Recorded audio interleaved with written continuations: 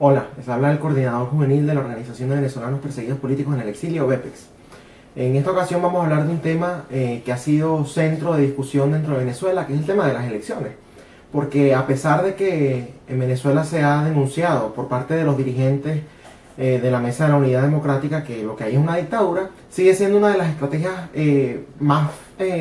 defendidas por ellos para atacar el régimen, a un punto de que ellos ponen las elecciones regionales como una de las prioridades que se deben conseguir pues, a través de la presión social.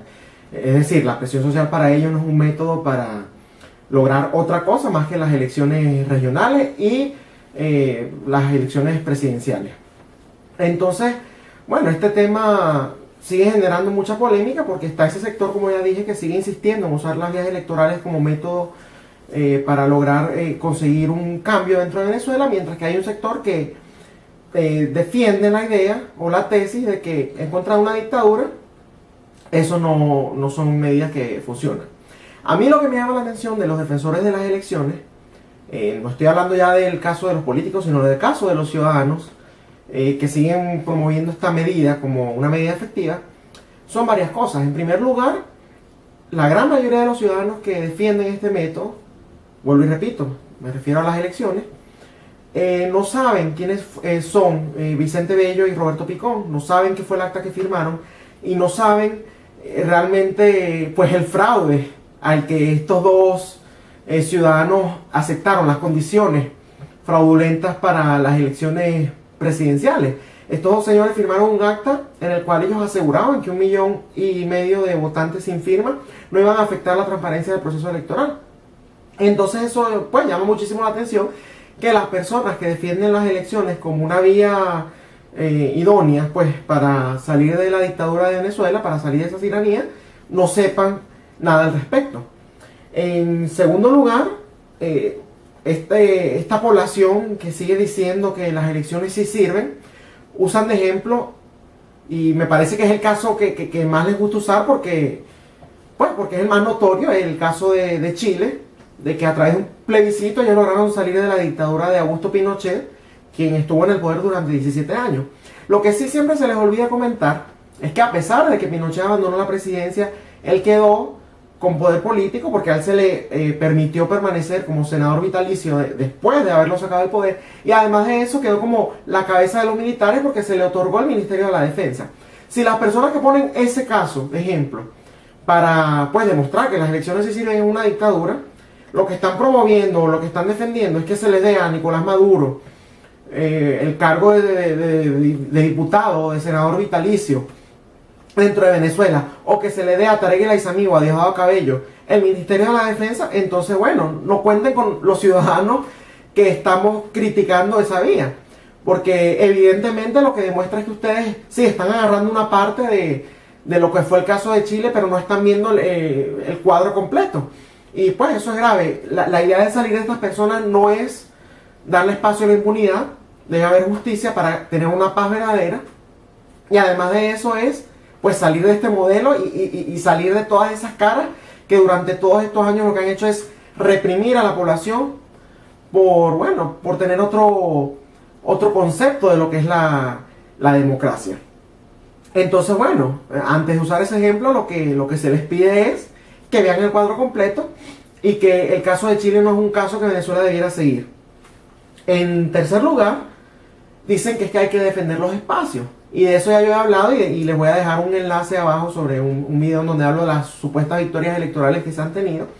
Y es que ellos dicen que sí, hay que defender los espacios porque de esa manera se hace retroceder al régimen. Sin embargo, siempre se les olvida que a pesar de que se han ganado electoralmente en algunas ocasiones, siendo la reforma y la Asamblea Nacional los casos más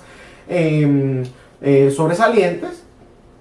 también se les olvida mencionar que a pesar de que sí, la reforma fue una elección que se ganó y la Asamblea Nacional también se ganó en su mayoría,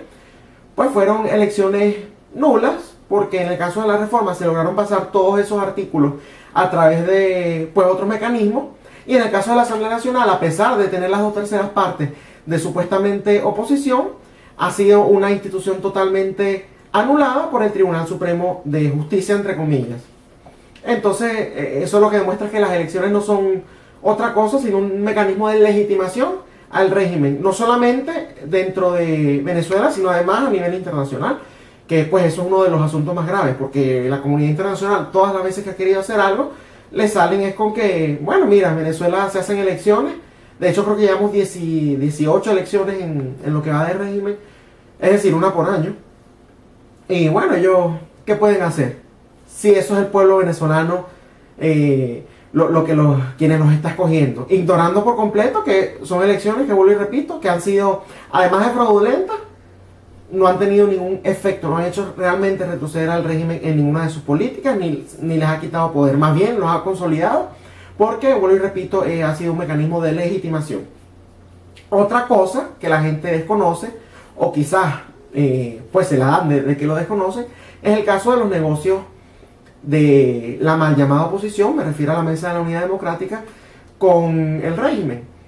Tenemos casos ya de hace varios años, como el caso de, por ejemplo, el diputado, que fuera diputado para el momento, Juan Carlos Caldera, por Primero Justicia, que recibió dinero del señor Ruperte,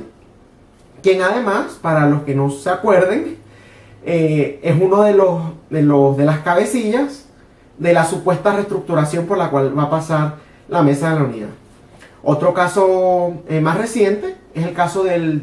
actual diputado Luis Florido de Voluntad Popular, en el cual él, a través de su empresa Servifood